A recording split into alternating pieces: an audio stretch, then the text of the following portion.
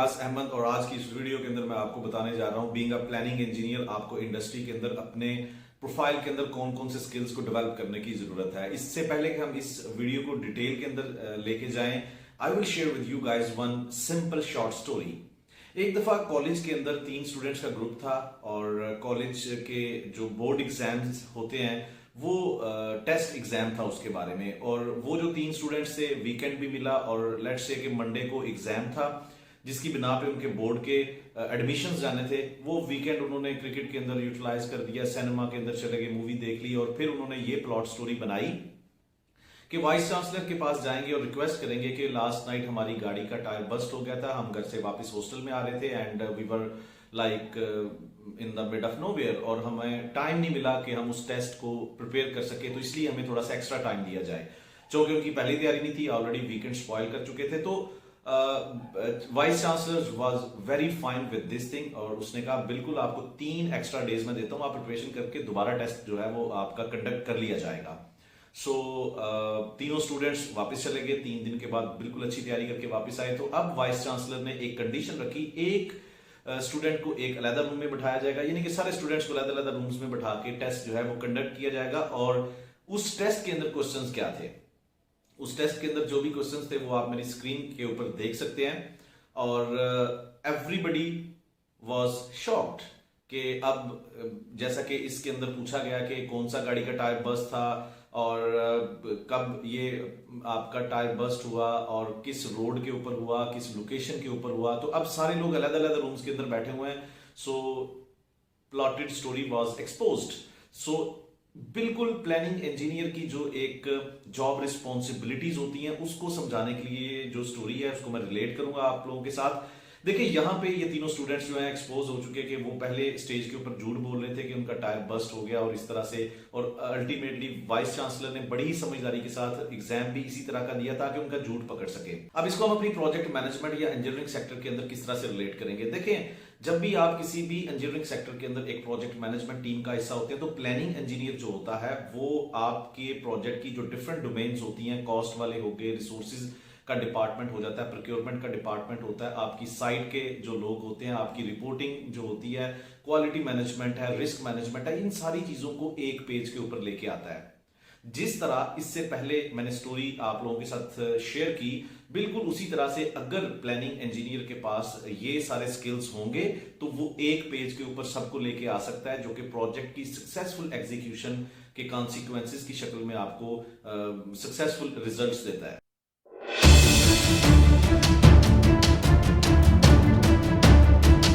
एक planning engineer के पास ये स्किल्स नहीं है, वो कम्युनिकेशन के अंदर अच्छा नहीं है, वो एनालिटिकल अप्रोच के अंदर अच्छा नहीं है, वो डिफरेंट तरह की स्ट्रेटजीज को बनाने के लिए डिफरेंट तरह के अल्टरनेटिव अप्रोचेस का नहीं पता, लेसन लर्न नहीं पता। तो बिल्कुल उसी तरह से होगा जिस तरह से उन 3 स्टूडेंट्स का टेस्ट एग्जाम के अंदर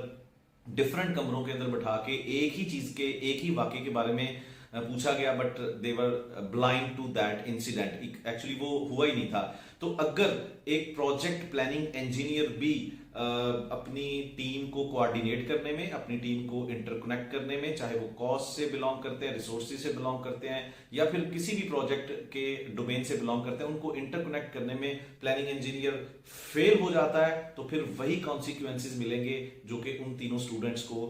उस टेस्ट एग्जाम के एंड पे क्वेश्चन पेपर की शक्ल में मिले थे। लेकिन अगर प्लानिंग इंजीनियर के पास इनमें से किसी एक स्किल की भी कमी होती है तो वो कहीं ना कहीं पे ऐसी गलती कर जाता है जो उन स्टूडेंट्स ने की और एक पेज के ऊपर बिल्कुल वो जवाब नहीं दे पाए। और बिल्कुल इसी तरह से आपकी प्रोजेक्ट मैनेजमेंट की टीम होती है, डिफरेंट लोगों की डिफरेंट रिस्पॉन्सिबिलिटीज होती है, उन सब लोगों को कोऑर्डिनेटेड तरीके से टीम वर्क डेवलप करना ये प्लानिंग इंजीनियर की जिम्मेदारी होती है। किस तरह से? सबसे पहला जो इंपॉर्टेंट स्किल यानी कि कम्युनिकेशन है, यानी कि being a planning engineer be ready for good communication skills, because planning engineer is the guy who is going to communicate with site people as well as with the client as well as with different kind of stakeholders to communicate the progress of your project. So communication should be very much needed in this career line.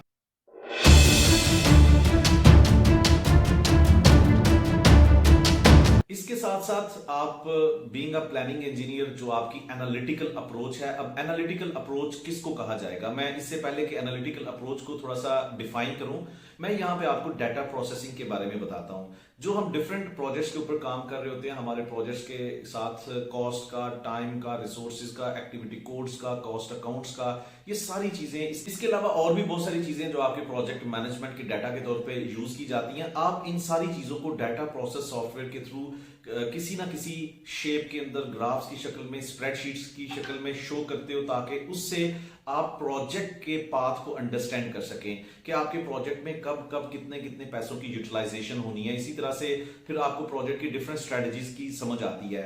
अपने project को different strategies के साथ analyse करना, उसके alternative approaches को observe करना, और फिर उनमें से किसी एक मोस्ट ऑप्टिमम अप्रोच को अडॉप्ट करके अपने प्रोजेक्ट को सक्सेसफुली एग्जीक्यूट करना, उसको हम कहते हैं एनालिटिकल अप्रोच। कि आप किसी भी चीज को प्लान करते हो तो उसमें क्या आप उस प्रोजेक्ट के बारे में जितना भी सेंसिटिव फैक्टर्स हैं उनको किस लेवल पे कंसिडर कर रहे हो। तो इन सारी चीजों को गेन करने के लिए you must be equipped with some advanced kind of software like Primavera P6 or Microsoft Project.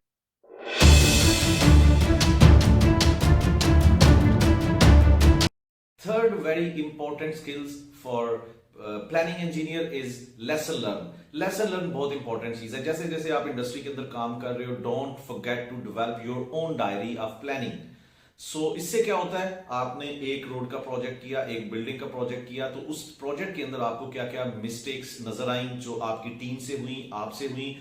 वो आपके लिए बहुत बड़ा एक्सपीरियंस है। It's not only you just write there on CV that I have 4 years of experience, that should be depicted in some aspects like आपके पास उस चीज के बारे में एक सेल्फ लर्निंग नॉलेज के तौर पे अपना एक लेसन लर्न डॉक्यूमेंट होना चाहिए कि आप अगले प्रोजेक्ट के ऊपर जाते हैं तो आप अपनी एक एक्सपीरियंस लेवल की ओपिनियन दे सकते हैं कि पिछले प्रोजेक्ट के अंदर हमने रिसोर्सेज को रेंट आउट किया था और यहाँ पे हमारा स्कोप चेंज हो गया, तो फिर हमने क्या क्या मुश्किलात जो फेस की। रिस्क मिटिगेशन के बारे में डिफरेंट तरह की स्ट्रेटजीज को आप लेसन लर्न का हिस्सा बना सकते हैं। लेसन लर्न का मकसद ये होता है कि आप अपनी जो पास्ट की गलतियां होती हैं उससे सीख के आप आने वाले जो फ्यूचर के प्रोजेक्ट्स होते हैं उसके अंदर उन सारे इफेक्ट्स को, उन सारे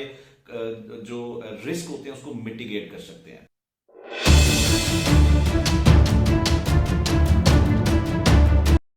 इसके साथ साथ प्लानिंग इंजीनियर को कॉन्ट्रैक्ट एंड एग्रीमेंट्स का बड़े अच्छे तरीके से पता होना चाहिए कि हमारे प्रोजेक्ट के बारे में जो डिफरेंट डिलीवरेबल्स हैं, जो डिफरेंट माइलस्टोन्स हैं, जो पेमेंट मेथड्स हैं, हमारे प्रोजेक्ट का जो डिलीवरी मेथड है, हमारे प्रोजेक्ट का कॉन्ट्रैक्ट टाइप किस नोयत का है, तो इन सारी चीजों के बारे में भी प्लानिंग इंजीनियर को पता होना चाहिए। फिडिक क्या है, फिडिक के कितने वर्जन्स हैं, हमारे प्रोजेक्ट के अंदर जनरल कंडीशंस क्या हैं, पर्टिकुलर कंडीशंस क्या हैं, आपके डिफरेंट तरह के बॉन्ड्स होते हैं, तो ये प्लानिंग इंजीनियर को बहुत अच्छे तरीके से पता होना चाहिए। फिर आईपीसी किस तरह से जनरेट होगी, इसकी पेमेंट फ्रीक्वेंसी शुरू में सेट की जाती है। तो ये सारी जो चीजें हैं ये प्लानिंग इंजीनियर का एक अंडरस्टैंडिंग लेवल जो है वो बड़ा एनहेंस करता है।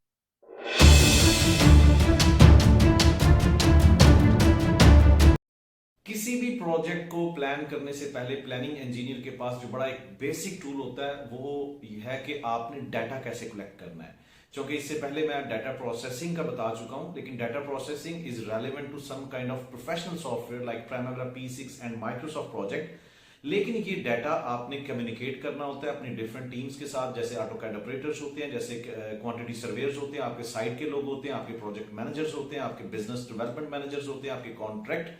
या प्रोडक्शन मैनेजर्स होते हैं, प्रोक्योरमेंट की फील्ड के हो सकते हैं। तो इन लोगों के साथ आपने कम्युनिकेट करना होता है। कम्युनिकेशन का हमने पहले तस्करा कर लिया, लेकिन यहां पे जिस स्किल के बारे में मैं आपको बताने जा रहा हूं that is to develop different kind of general templates on Excel. क्योंकि आप एक एडवांस लेवल का सॉफ्टवेयर एक सेकंड स्टेज पे जाके यूज करते हो, जबकि पहली स्टेज के ऊपर जो जनरल सॉफ्टवेयर यूज किया जाता है वो है एक्सेल, जिसके अंदर आप अपने कॉस्ट का डाटा लोड करते हो, अपनी स्कोप बेसलाइन को रिफाइन करते हो और फिर यहां से अपना डाटा उठा के प्राइमेरा P6 के अंदर लेके जाते हो। तो इस तरह के बेसिक स्किल्स भी प्लानिंग इंजीनियर को आने चाहिए। That's it for being a planning engineer to be more professional in the industry. अब देखें, अगर So that's it. I will request you all guys to subscribe this channel and click on that bell icon ताकि future के अंदर भी आपको इस तरह की नॉलेजफुल वीडियोस मिलती रहें। और अगर आप एक कंप्लीट बेसिक से एडवांस लेवल का प्लानिंग इंजीनियर का कोर्स करना चाहते हैं, प्राइमरी P6 के साथ इंडस्ट्री बेस्ड कोर्स करना चाहते हैं, तो इस वीडियो के लिंक में दिए लिंक को क्लिक करके आप हमारे आने वाले फ्री डेमो लेक्चर का हिस्सा बन सकते हैं और बाद में आप फुल कोर्स भी हासिल कर सकते हैं।